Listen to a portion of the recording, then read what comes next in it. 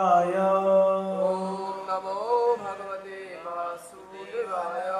नमो भगवते वासुदेवाय। ओम नमो भगवते वासुदेवाय। नारायणं नमस्कृत्यं नरं चैव नरोत्तमं देवीं सरस्वतीं व्यासं ततो जयमुदीरये। नष्टप्रायेषु अभद्रेषु नित्यं भागवत सेवया भगवती उत्तमश्लोके भक्तिर्भवति नैष्टिकी। मुखं करोति वाचालं पङ्गुलङ्घयते गिरिं यत्कृपातमहं वन्दे श्रीगुरुदीनतारिणं श्रीचैतन्येश्वरं श्रीपरमानन्दमाधवं। हरि ओं तत्सत्, हरि ओं तत्सत्, हरि ओं तत्सत्।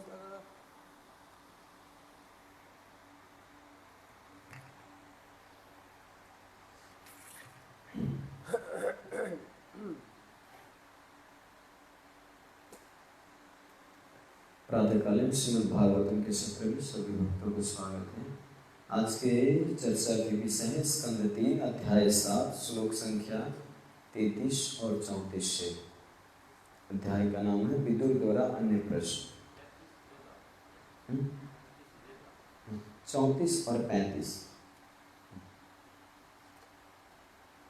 दानस्य तपसो वापि यच्चेष्टा पूर्तयो फलम् प्रवासस्थस्य यो धर्मो यशस्पुंसं उतापदे।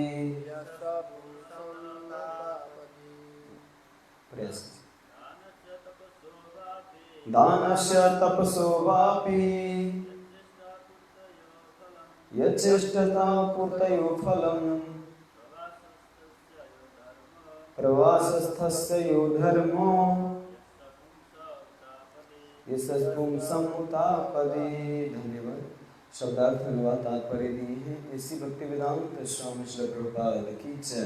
दानस्य दान का, तपसः तपस्या का, वापि बावड़ी, यत जो, च तथा, इष्टा प्रयास, पूर्तयो जलाशयों का, फलम सकाम फल, प्रवास स्थस्य घर से दूर रहने वाले का, यह जो धर्म कर्तव्य, यच और जो, पुंसः मनुष्य का, उत वर्णित, अपादि आपत्ति में।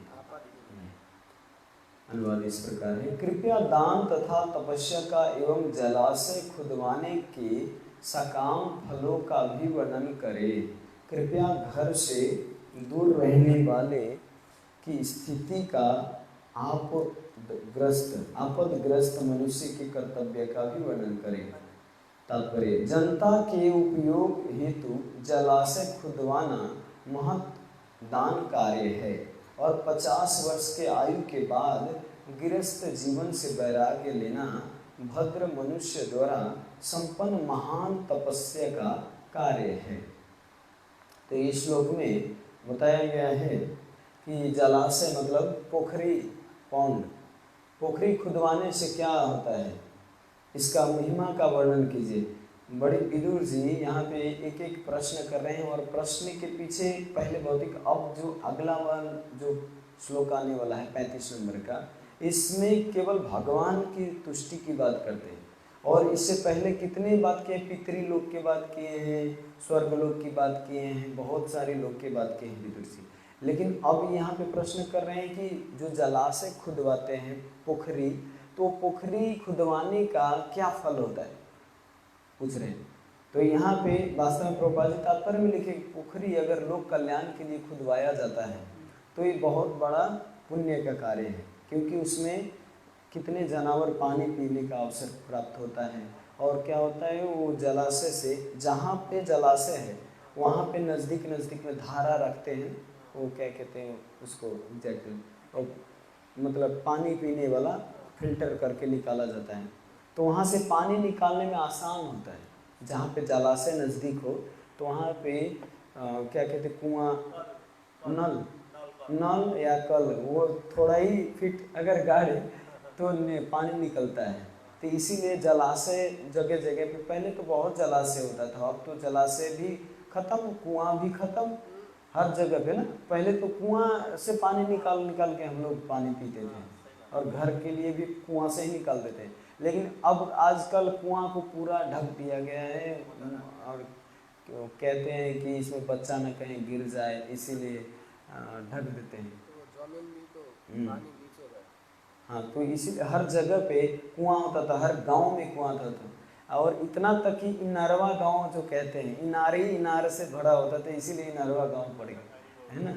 तो पहले इतना इनार होता था, कुआं होता था कि मतलब उसी के नाम से पड़ जाता था। तो हर जगह पे जलाशय होना बहुत ज़रूरी था। आजकल नदी भी देखिए पानी बहुत कम होता है, और आता है तो एकदम भूचाल लेके पूरा गांव को दहलाने वाला, और नहीं आता है तो पूरा सूखा रहता है।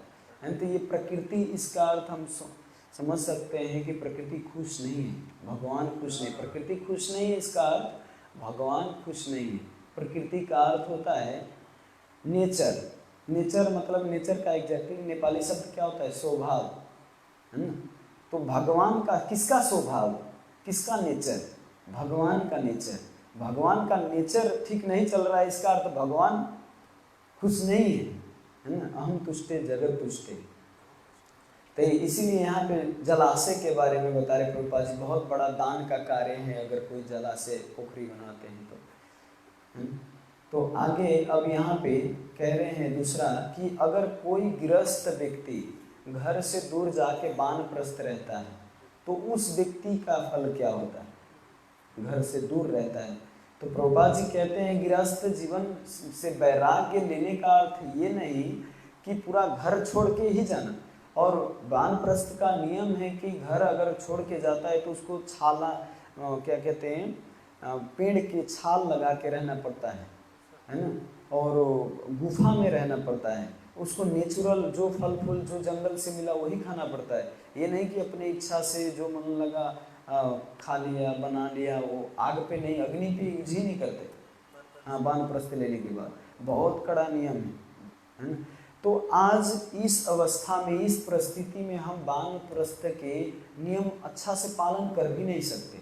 अभी प्रभुपाद जी इसीलिए कह रहे हैं वैराग्य जीवन लेना भद्र मनुष्य द्वारा संपन्न महान तपस्या है। वैराग्य, वानप्रस्थ का अर्थ ही होता है कि आप घर में होते हुए भी घर से पूरा अनासक्त, एकदम केवल भगवान और गुरु की संतुष्टि के लिए कार्य करना, ये वानप्रस्थ है। अपने पुत्र के ऊपर आसक्ति नहीं, अपने धन के ऊपर आसक्ति नहीं, अपने पत्नी के ऊपर आसक्ति नहीं। तो इस सबसे ऊपर उठना वानप्रस्थ, प्रभुपाद जी कह रहे हैं वैराग्य लेना ये भद्र मनुष्य का कार्य है। वानप्रस्थ लेना भी चाहिए, क्योंकि वानप्रस्थ नहीं लेंगे तो आप नहीं निकलेंगे तो भगवान जबरदस्ती घर से निकालेंगे। ये है, दिखा जाता है संसार में। कितने लोग रिटायर नहीं होना चाहते ना, हमारा सरकारी नौकरी ना जाए, भगवान से प्रार्थना करें, लेकिन फिर भी टाइम आने पर, आपका उम्र समाप्त होने पर वो रिटायर कर ही देंगे। तो इसीलिए रिटायर करने से पहले अपने आप खुद रेडी होके रहना चाहिए कि हमको रिटायर होना है यहाँ से, तब तो दुख नहीं लगेगा ना। जब हम किसी चीज़ पर आसक्त होते हैं तब हमको दुख होता है। जब आसक्ति नहीं है, हाँ हमको इसको छोड़ के जाना है, तो दुख क्या चीज़ का है ना। पहले ही रेडी है, हाँ हमको छोड़ के जाना है, इस संसार को छोड़ के जाना है, ये घर को छोड़ना है, पत्नी को छोड़ना है, बच्चे को छोड़ना है। सुनने में बड़ा आसान लगता है, बड़ा आसान लगता है, लेकिन जो पत्नी बच्चे वाला है उनसे पूछे, बाप रे बाप, बहुत फंसे रहते हैं, बहुत विडम्बना की। प्रभु जी कह रहे थे हम बहुत डूबना चाहते हैं भक्ति में, एक प्रभु जी, लेकिन जब भी प्रभु जी को बोला गया कि आप घर छोड़ के यहीं पर रहिए, तो कहते हैं प्रभु जी इतना प्रैक्टिकल भी नहीं है, क्योंकि उधर भी दे, इधर भी थोड़ा, क्योंकि हम रेडी यही नहीं, हमारा आसक्ति बना हुआ है। और उम्र हो गया है 40-50, बच्चा भी खाने कमाने वाला हो गया है, कमा सकता है, घर चल सकता है, लेकिन फिर भी हमारा विश्वास नहीं है कि नहीं नहीं हमारे बिना तो घर चलेगा ही नहीं, हमारे बिना हमारे बच्चा बिगड़ जाएगा। तो ये हमारी जो भ्रम है, ये भ्रम जब तक रहेगा तब तक वानप्रस्थ हम नहीं ले सकते। तो प्रभुपाद जी लेकिन कह रहे वानप्रस्थ लेना ही चाहिए सबको, ये चार जो नियम है, चार ब्रह्मचारी आश्रम, गृहस्थ आश्रम, वानप्रस्थ, संन्यास। तो ब्रह्मचारी का एक फायदा क्या है, ना उनको वानप्रस्थ लेना पड़ता है ना गृहस्थ आश्रम में जाना पड़ता है, डायरेक्ट ब्रह्मचारी से संन्यास सीधा एक बार, मतलब एक खूर किला से एक बार वो अगला मंजिल पर चढ़ता है। लेकिन बहुत डेंजर भी है ब्रह्मचारी आश्रम में रहना, तलवार पे धार पे चलने जैसा है। किस समय कट के गिर जाए, किस समय इधर उधर पतन हो जाए, तो फिर न घर है, न द्वार है, न पैसा है, न कुछ है, शुरू से फिर स्टार्टिंग है ना। होता है ज़्यादातर जो ब्रह्मचारी जीवन छोड़ के जाता है उसका ना इधर होता है ना उधर होता है, कहीं भी नहीं होता। घर से भी छोड़ के आ गए, इधर से भी पैसा भी नहीं कुछ, तो थोड़ा पतन होने के कारण बहुत ज़्यादा दुख होता है उस समय। तो ब्रह्मचारी का फैसिलिटीज़ भी है, क्या कहते हैं, फायदा भी है लेकिन घाटा भी है। यही है, अगर हमारी चेतना, अगर कृष्ण चेतना अच्छा से नहीं बना रहा, अगर गुरु के आज्ञा के पालन हम अच्छा से नहीं कर पाए, तो हम न घर के न घाट के रहेंगे। तो इसीलिए बहुत सोच समझ के इसमें पूरा दृढ़ता के साथ लगने का प्रयास करना चाहिए। हम भी कर रहे हैं उसी रास्ते में। हरे कृष्ण।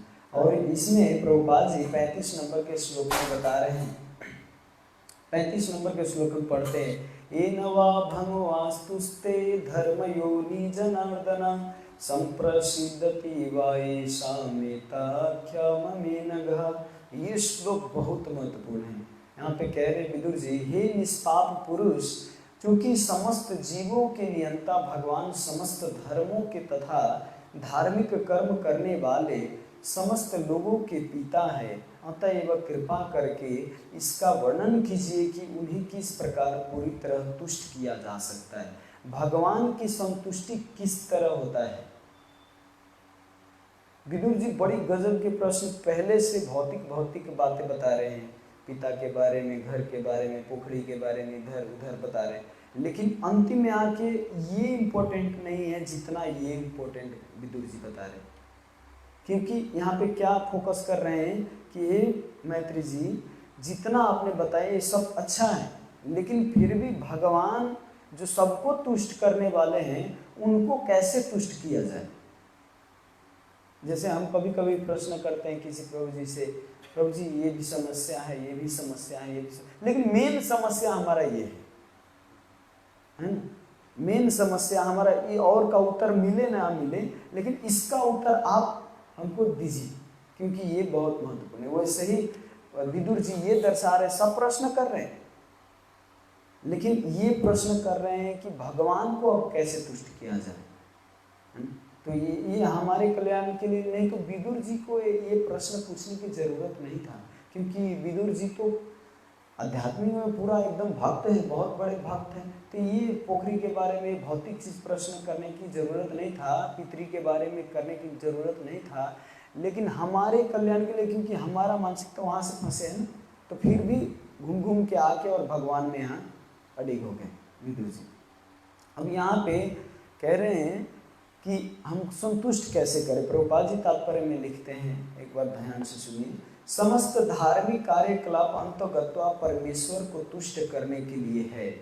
भगवान समस्त धर्मों के पिता है, जैसा कि भगवत गीता 7:16 में कहा गया है। 4 प्रकार के पवित्र पुरुष अर्थात आर्त, ज्ञानी तथा जिज्ञासु भक्ति द्वारा भगवान के पास पहुँचते हैं और उनकी भक्ति भौतिक स्नेह से मिश्रित होती है, किंतु इन सबों के ऊपर से वे शुद्ध भक्त हैं, जिनकी भक्ति सकाम कर्म या चिंतनशील ज्ञान के किसी भौतिक कलुष से रंजित नहीं है। जो लोग जीवन भर केवल दुष्ट बने रहते हैं, उनके जीवन की तुलना असुरों से की गई है। भगवत गीता 7:15 में चाहे वे कैसा भी शैक्षिक जीवन क्यों न बिताएं, वे समस्त ज्ञान से वंचित ही रहता है। ऐसे लुच्चे कभी भी भगवान को तुष्ट करने वाले व्यक्ति नहीं होते। देखिए, जो सकाम कर्म में फंसे हैं वो कितना प्रभुपाद गाली दे रहे हैं, ऐसे लुच्चे कभी भगवान को तुष्ट करने वाले व्यक्ति नहीं होते। तो देखिए, भगवान को तुष्ट करने की बड़ी सरल उपाय दी है भगवत गीता में।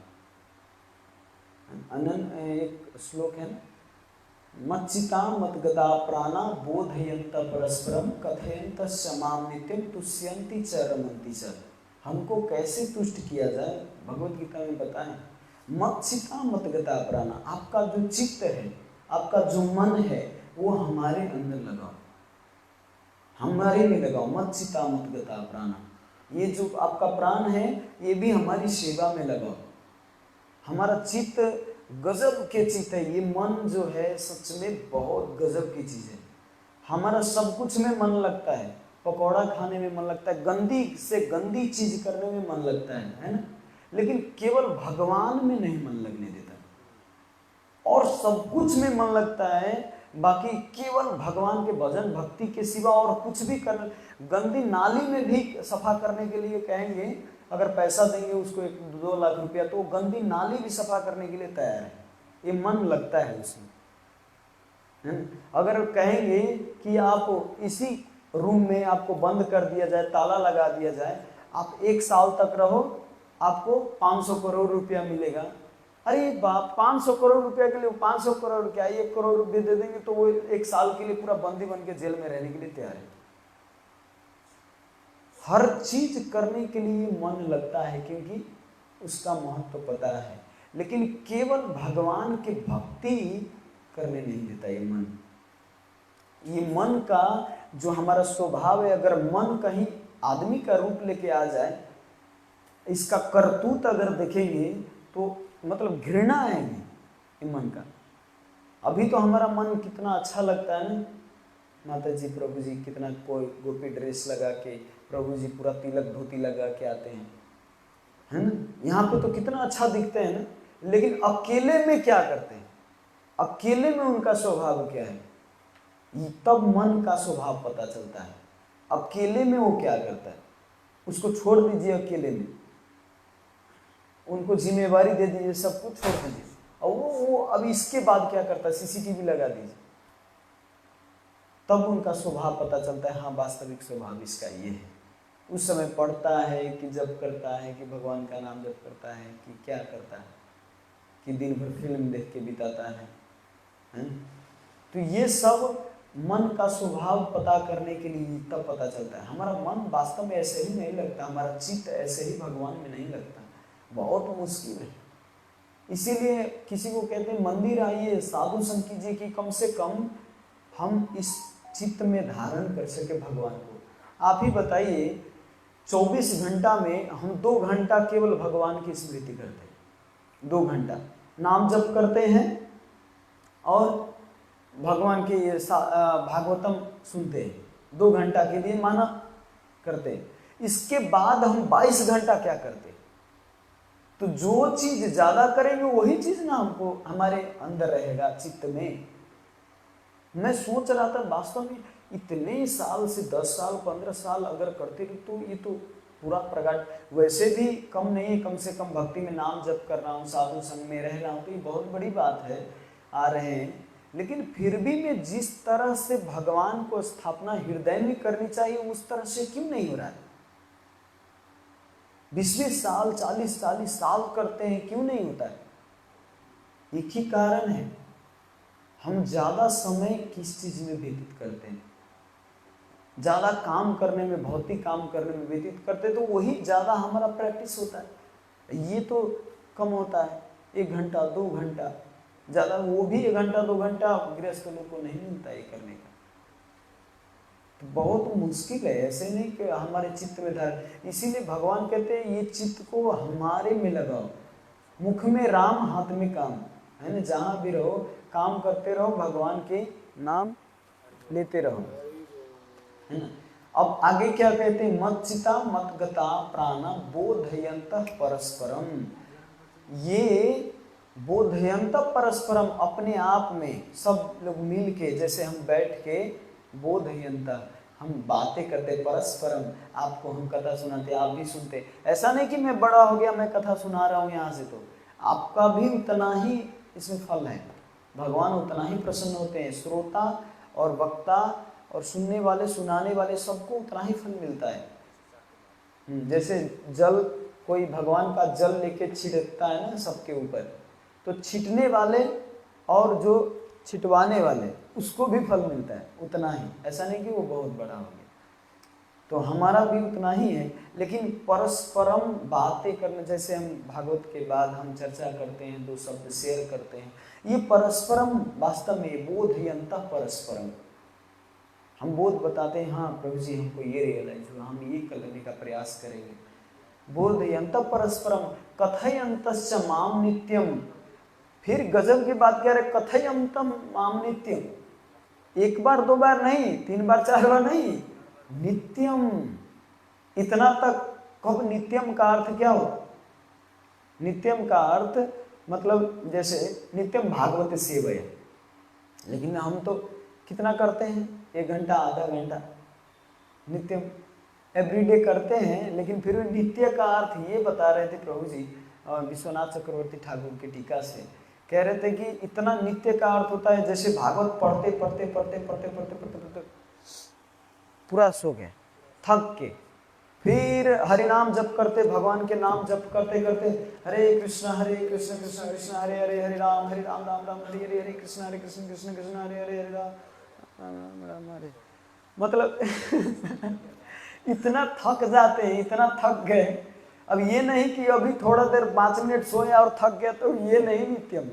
अब जैसे जग गए ना, फिर सोने लगे, सुनने लगे, फिर सो गए, फिर जग गए, फिर सोने लगे, तो सुनना सुनना सुनना, लेकिन नित्य रूप में। जैसे अभी रेस्ट करते समय तो नहीं ले सकते, उठते ही फिर भगवान के नाम, खाने के बाद फिर भगवान के नाम, हर समय मतलब नित्य रूप में उसको कंटिन्यू करना, तो इसको नित्य कहा जाता है। अब समझ गए कि थके, बहुत ज़्यादा थके हैं, 5 मिनट में नींद आता है, लेकिन नींद आने के बाद जब जगते तब क्या करते हैं, फिर कंटिन्यू, है ना, इसी को नित्यम कहते हैं। तो यहाँ पे कहते हैं तुष्यंती च रमंती च बोधयंत परस्परम कथयंत माम नित्यम, जो माम नित्यम, मेरा, मेरी बारे में चर्चा। कल प्रभु जी कह रहे थे हम लोग, हमारा हिंदू ग्रंथ क्या है, सनातन ग्रंथ क्या है, श्रीमद् भगवत गीता। हम गीता पढ़ना चाहिए, लेकिन हम गीता पढ़ के भी उता आ जाते हैं, मतलब उधर उधर जाते हैं। नेपाली में कहते गीता गीता का भन्नुहुन्छ अनि उता उता जानुहुन्छ। तो हम भगवत गीता पढ़ते हैं, हमारा सनातन ग्रंथ भगवत गीता, तो भगवत गीता में हर जगह पे भगवान उवाच, कहीं पे कृष्ण उवाच नहीं लिखा हुआ है। अर्जुन अगर बोले हैं तो अर्जुन उवाच लिखा हुआ है, धृतराष्ट्र बोलते हैं तो धृतराष्ट्र उवाच लिखा हुआ है ना। अब कोई भी ये नहीं इस्कॉन का ही गीता में भगवान उवाच नहीं है, कोई भी गीता आप लीजिए तो उसमें भगवान ही उवाच है ना। तो ये वास्तव में भगवान की तुष्टि के लिए कार्य करना। तो ये जब हम कथयंतम माम नित्यम, जब हम नित्य रूप में भगवान की चर्चा परिचर्चा करते हैं, सुनते हैं, सुनाते हैं, तब जाके क्या होता है, तुष्यंती चरम। तो क्या हम दिन रात केवल भगवान की ही चर्चा करेंगे तो हमारा घर परिवार कैसे चलेगा, हम अपना जीवन कैसे चलाएंगे, कोई प्रश्न करेगा। तो भगवान कहते हैं तुष्यंती च रमन्ति च, तुम भी तुष्ट होगे अगर मेरी चर्चा करोगे, तो केवल तुम्हारा घर, सब कुछ चलेगा। आप तक आज तक देखे होंगे, सुने होंगे, पढ़े होंगे, जितने भी बिजनेसमैन, जितने भी कमाने वाले, जितने भी हैं, सब प्रभु जी कुछ ना कुछ प्रॉब्लम में फंसा रहता है ना। उसको कोई परिस्थिति आ जाता है जिस दिन उसको क्या कहते हैं, फ्रस्ट्रेशन आ जाता है, कंपनी डूब जाता है, ये हो जाता है, तो रोड पे आ जाता है ना, और खाने की नौबत आ जाती है। लेकिन संत सब जो साधु, न उनका जीवन बीमा, न पत्नी, न घर, न बाल बच्चा, कुछ भी नहीं, लेकिन फिर भी कभी भूखा नहीं रहते, कभी ऐसी नौबत नहीं आती, है ना। आराम से बिंदास एक धोती कुर्ता लगाए हैं, बिंदास नाच रहे, गा रहे हैं आराम से।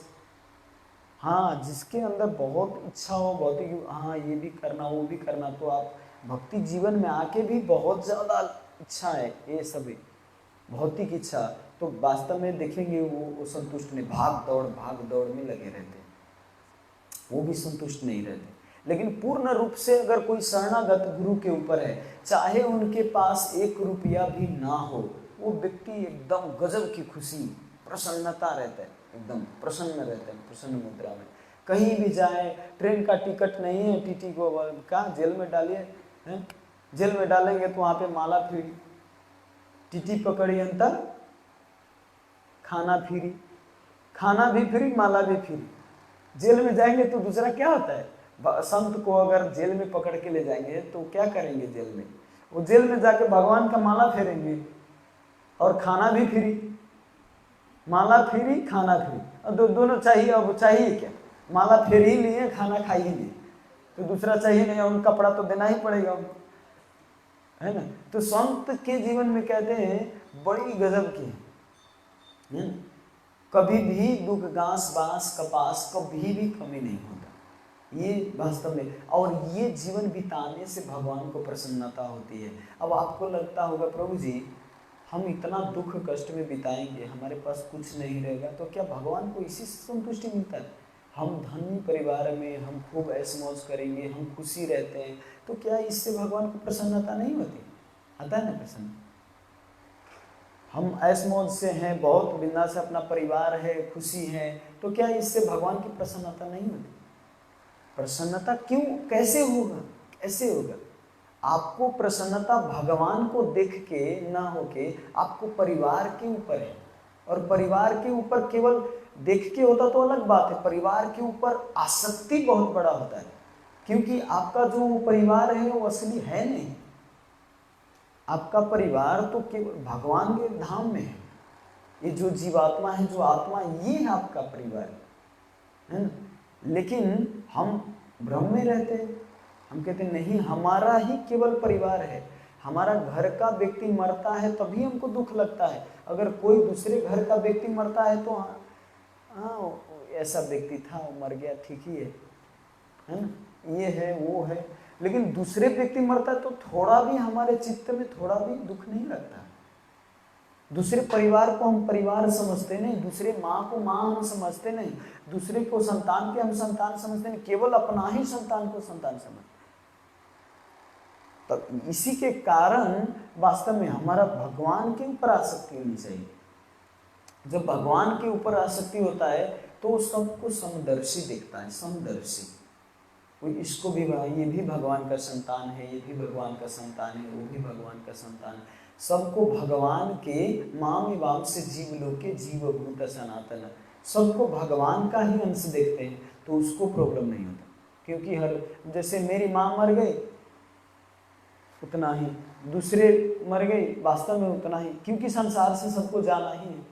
हाँ थोड़ा आपको दुख लगेगा कि हमारी माँ है, हमारे पिताजी हैं, लेकिन इतना भी आसक्ति नहीं बना के रखना चाहिए। अभी भी कितने भक्त का स्वभाव होता है, बाप रे बीत गया 3-4 मतलब कई साल बीत गया, लेकिन अभी भी माता पिता को कोई होता है पूरा उनके लिए प्रार्थना कर दिए, उनके लिए गुरु वैष्णव सेवा कर दीजिए, नाम जप कर दीजिए, लेकिन उनका अरे नहीं हमारे पिताजी तो बहुत अच्छे थे, ऐसे एक्सीडेंट होके क्यों मर गए, है ना, भगवान को ऐसा नहीं करना चाहिए था, है ना, उनका गलती ही नहीं था, मैं जानता हूँ उनको शुरू से।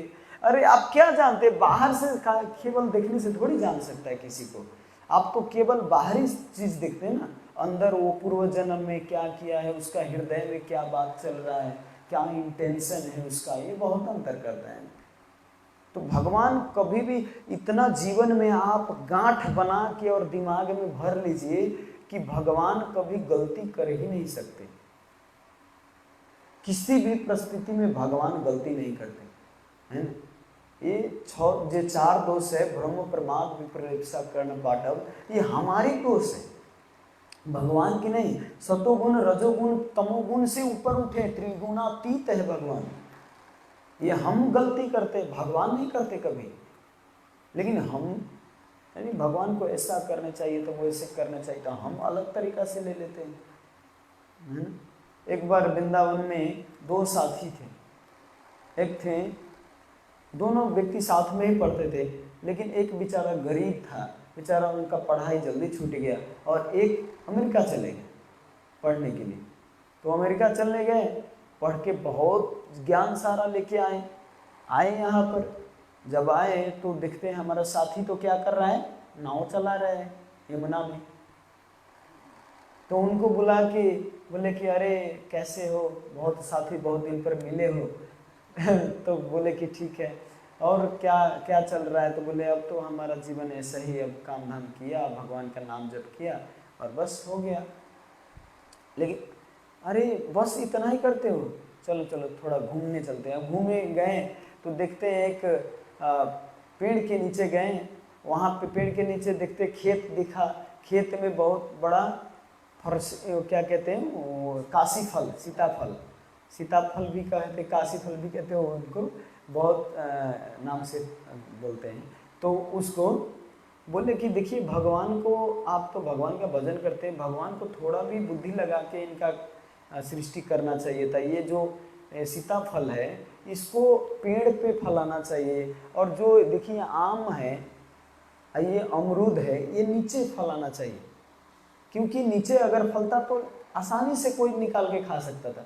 ये सीताफल तो कोई खाएगा नहीं, सब्जी बनता, तो ये कौन, तो इतना बड़ा बड़ा तो ऊपर होना चाहिए। ये जो आम है, ये अमरूद है, खाने वाले छोटी छोटी अंगूर है, ये नीचे होना चाहिए। तो ये सृष्टि में थोड़ा भगवान का मिस्टेक हुआ है, थोड़ा सृष्टि नहीं करने आए। थोड़ी देर के बाद में उसी पेड़ के नीचे बहुत बड़ा अहुरी बतास आए, बहुत हवा पानी चलने लगा, तो ऊपर से एक आम, कच्चा आम गिर के उसके नाक पर ही गिरा, तो नाक से खून बहने लगा। तो खून बहने लगा तब उसका साथी कहते अब बताओ, अगर ये सीताफल ऊपर फला होता तब क्या होता, है ना? नाक तो तुम्हारी आज, नाक नहीं सर ही फूट जाता है। भगवान को सृष्टि करने नहीं आता, कह रहे थे। तो ये सीताफल अब क्या है, ठीक है, तब कहते हैं हाँ वास्तव में भगवान ने सही किया है कि सीताफल ऊपर नहीं फैलाए, नहीं तो हमारा तो सर फट जाता है। ये तो आम से ही, अमरूद से ही नाक में खून निकलने लगे। फिर थोड़ा आगे जाते थे यमुना में, कहते थोड़ा यमुना में घूम लेते। यमुना में जाके उनको नाव में चल रहे, बोल रहे साइंस के बारे में पता है कि नहीं तुमको, टेक्नोलॉजी के बारे में पता है नहीं। तो वो कहते हैं नहीं, हमारा तो साइंस के बारे में सुना हूँ लेकिन साइंस के बारे में उतना पता नहीं। तो कहते तुम्हारा 20% जीवन बर्बाद। तब कहते हैं तुमको नाइट्रोजन के बारे में ये सब पता? तो कहते हैं अरे नाइट्रोजन तो केवल सुना हूँ, नशा के बारे में नहीं पता। ये नशा के बारे में पता है, नशा के बारे में, शरीर के नशा के बारे में पता है, नशा और वैज्ञानिक के बारे में पता नहीं। अरे तुम्हारा 50% पूरा जीवन बर्बाद हो गया, 70% जीवन बर्बाद हो गया, अब तुम्हारा 30% बचा है, कम से कम पढ़ाई लिखाई करो, इसमें पता करो। थोड़ी देर के बाद में फिर यमुना में बहुत बड़ा उछाल आया पानी का। तो उस समय उनके साथी पूछते हैं उनसे, कहते भाई तुमको पौड़ी खेलने आता है पानी में? तो कहते पौड़ी खेलने नहीं आता। तो तुम्हारा 100% जीवन बर्बाद हो गया। सारा पढ़ाई किया, सारा साइंस पता हुआ, नशा के बारे में पता हुआ, लेकिन तुमको पौड़ी खेलने नहीं आता। अब इतने बड़े धार में, इतने बड़े पानी में, है ना, तो इसमें तो अब कौन बचाएगा? अब तो हम पौड़ी खेल के निकलते, उसमें उछाल मार के और निकल गए, पौड़ी खेल के वो निकल गए, उनका साथी उसी में डूब गए। तो बोले आज तुम्हारा 100% जीवन बर्बाद हो गया। तो हम केवल, हमारे माइंड में क्या है, केवल पढ़ना लिखना कमाना खाना, यही केवल सबसे बहुत जीवन की सफलता है। थोड़ी सी सुख संपत्ति आ जाए बस यही सफलता नहीं, यही केवल नहीं है, बहुत चीज़ बाकी है। इस भौतिक लाइफ में बहुत कुछ मेंटेन करना पड़ता है। मैं ये नहीं कहता कि पूरा भौतिक छोड़ ही दो, छूट जाएगा अपने आप ही, लेकिन सब तरह से मेंटेन करो। भक्ति भी ज़्यादा से ज़्यादा भक्ति को ऐड करो उसमें, क्योंकि भक्ति जब तक नहीं होगा तब तक भौतिक चीज को अच्छा से भोग भी नहीं सकते आप। वास्तविक इंद्रिय तृप्ति, वास्तविक भोग तो भक्त लोग करते हैं। प्रसाद पूरा एकदम टनाटन खाते हैं, इतना फिस्ट। वो उस दिन आए थे राधा अष्टमी के दिन स्टूडेंट लोग, प्रभु जी कितना मिठाई खिलाते, इतना मिठाई तो हम होटल में किन के भी नहीं खाए। एक स्टूडेंट बता रहे, उनको ठूस ठूस के 4-5 मिठाई रखे, वो क्या कहते हैं 56 भोग था, 56 भोग में से लिया के रख रहे थे। उनको विश्वास ही नहीं लग रहा था कि इतना आइटम कहाँ से आ रहा है। अभी हम लोग मायापुर यात्रा जाने वाले हैं, तो मायापुर यात्रा में आप देखेंगे, मायापुर में वहाँ पे गदा भवन में, गीता भवन में अंतिम में पूरा एकदम रसगुल्ला मिठाई आता है, पूरा रसीला रसीला, सबको देते हैं, जितना मांगते उतना, लेकिन उसी के अनुसार, किस अनुसार बुक किया गया है उसी अनुसार, लेकिन सबको मिठाई खिलाया जाता है, पूरा भरपूर प्रसाद खिलाया जाता है। तो प्रसाद खा के पूरा देखिए, प्रसाद खाते हैं, नाचते हैं, गाते हैं, हर समय आनंद में रहते। तो असली ऐश मौज तो भक्त लोग कर रहे हैं ना। वो लोग तो क्या कर, दिन भर भाग दौड़ कर रहे हैं, तो वो क्या ऐश मौज कर रहे हैं। कार में इधर से धूप में भी सूख रहा है पूरा एकदम, है ना, और शाम को गया, एक दो चार गटक लगा लिया, बोले कि हाँ बहुत आनंद में है जीवन, है ना, वो भूलने के लिए, क्योंकि दिन भर तो पूरा मेहनत किया है, तो इसीलिए रात में गटका लगाया, एक बोतल पैक लगाया, और बस दिन भर ही का, और हम बहुत खुशी हैं, हमको क्या जरूरत है भगवान की। वास्तविक सुख नहीं प्राप्त किया, वो तो थोड़े देर के लिए भूल गया। वो तो क्या कहते हैं, मैं एक बार न मंदिर में से आ रहा था, मैं और जीव दया प्रभु, तो बूढ़ा नीलकंठ स्कूल के गेट पर एक दारू पीने वाला व्यक्ति पूरा गटर में पड़ा हुआ है, और गटर में ऐसे कुत्ता जो है, कुत्ता उनको सूंघ रहा है, चाट रहा है, उसको मुंह के चाट रहा है, और पूरा गंदा कुत्ता, घर पालतू कुत्ता नहीं, वो गंदा कुत्ता उस शराबी के ऊपर मुंह को चाट रहा है, और उनको लग रहा है कोई हमको लड़की ही चाट रहा है, वो खूब हंस रहे थे। तो देखिए, मतलब कोई नशा में होता है तो उनको लगता है बहुत है। शुगर को क्या लगता है, ये जो फिस्ट है वो खाता है, उनको लगता है सबसे आनंदित चीज यही है, इसी से सबको आनंद आता है। तो जितना चेतना नीचा गिरा होता है, उतना ही वो उतने ही लेवल में सोचता है ना। तो हमारा चेतना जितना बढ़ता जाएगा ऊपर, उतना बढ़ता जाएगा, उतना हम भगवान के भक्ति से हम तुष्ट हो सकते हैं। और चेतना बढ़ाने का अर्थ है भगवत भक्ति में ज़्यादा से ज़्यादा अपने को संलग्न रखें, ये चेतना बढ़ता है। नहीं तो चेतना बढ़ाने से art of how to mind control, ये सब सेमिनार लेने से केवल नहीं होगा, है ना। स्कूल के पढ़ाई करने से कितना भी मोटिवेशनल स्पीकर को सुनिए, मोटिवेशनल स्पीकर खुद फ्रस्ट्रेट रहता है, मोटिवेशनल लेक्चर दे के, और बाद में जाके सिगरेट धूपते है ना बाद में। तो इसीलिए उनको भी संतुष्टि नहीं, अपने घर परिवार में भी झगड़ा होता रहता है। आप उसके पर्सनल लाइफ में जाके देखिए कितना बड़ा घटना होता है। ये साधु के जीवन में नहीं। साधु के जीवन में कब होता है ये सब घटना और असंतुष्टि, जब तक हम पूर्ण रूप से शरणागत नहीं तब तक होता है, पूर्ण रूप से शरणागत नहीं। तो आज जीव गोस्वामी के जीवन में बहुत ऐसी घटना घटे, बहुत कलंक लगाया था जीव गोस्वामी के ऊपर, 3 कलंक लगाया था। एक कलंक था जीव गोस्वामी के ऊपर कि ब्रज में जो है स्वकीय भाव और परकीय भाव, जीव गोस्वामी स्वकीय भाव को स्वीकार किए थे, परकीय भाव को स्वीकार नहीं किए थे। परकीय भाव मतलब अविवाहित, स्वकीय भाव का अर्थ विवाहित।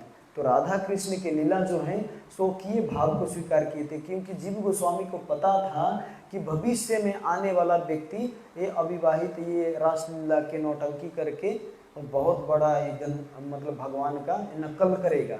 इसीलिए भगवान ने क्या, जीव गोस्वामी ने इसको स्वकीय भाव को स्वीकार किया कि राधा कृष्ण का विवाह हुआ है। इसीलिए अभी भी ब्रज में जीव गोस्वामी के कई ऐसे व्यक्ति है, कई ऐसे संप्रदाय हैं जीव गोस्वामी के अगेंस्ट बोलते हैं कि जीव गोस्वामी के एक कलंक लगा हुआ है, लेकिन ये सब अप्रमाणिक बातें हैं। दूसरा कलंक लगाए थे जीव गोस्वामी के ऊपर, एक जब कृष्णदास कविराज गोस्वामी जब चैतन्य चरितामृत रचना किए थे, तो उस समय वो प्रतिलिपि चैतन्य चरितामृत के उनको दिए थे जीव गोस्वामी को। तो जीव गोस्वामी को ऐसा बताते हैं वो लोग कि जीव गोस्वामी ने उस चैतन्य चरितामृत को कुआं में फेंक दिए थे। तो ये कलंक लगाया जाता है, क्योंकि द्वेष हुआ जीव गोस्वामी को कि ये कृष्णदास कविराज गोस्वामी का चैतन्य चरितामृत बहुत फेमस हो जाएगा तो हमारा लोप हो जाएगा, इसीलिए इनको फेंक दिए। लेकिन ये भी गलत है, ये अप्रमाणिक बातें बाहरी लोग से। बहुत उस समय भी जीव गोस्वामी जब थे उस समय ये कलंक लगा हुआ था, फिर भी जीव गोस्वामी कभी भी पछाड़ी नहीं हटे। और तीसरा कलंक था जीव गोस्वामी के ऊपर,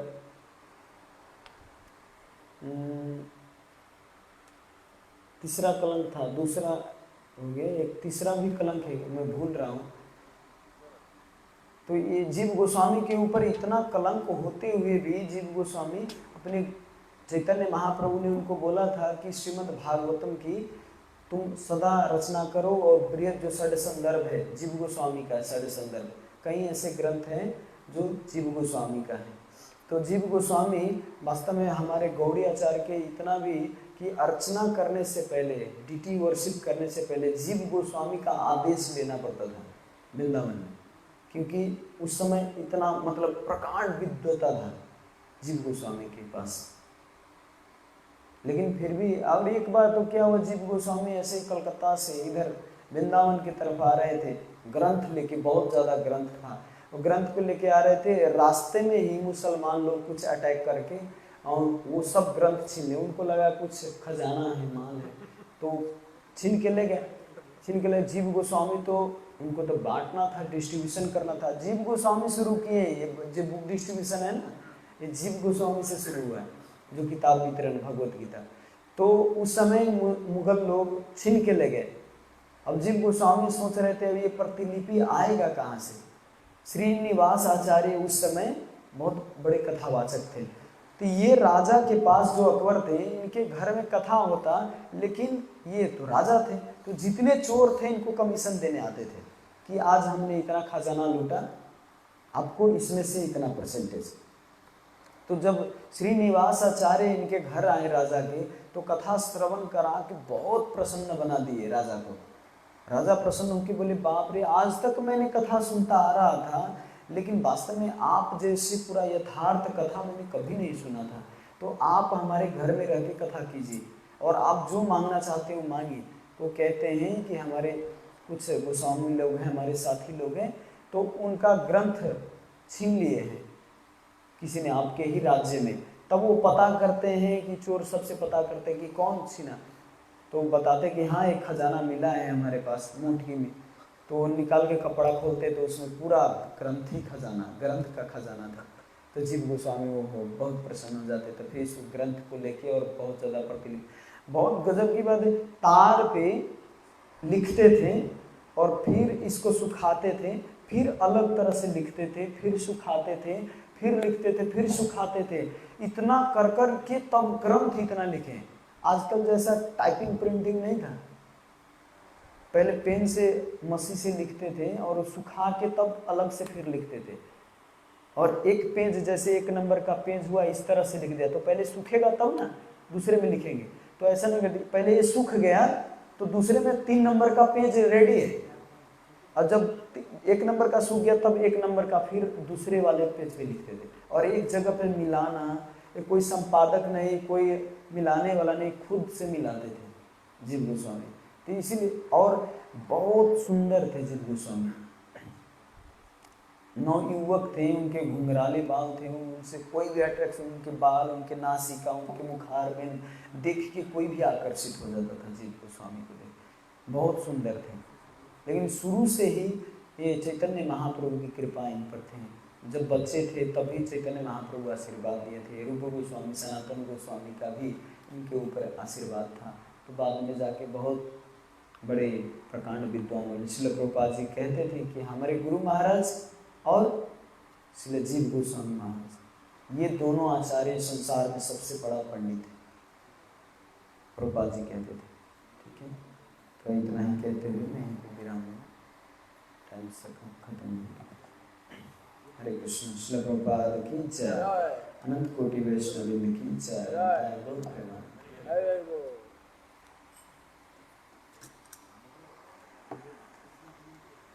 मतलब 30 सेकेंड है शेयर करना।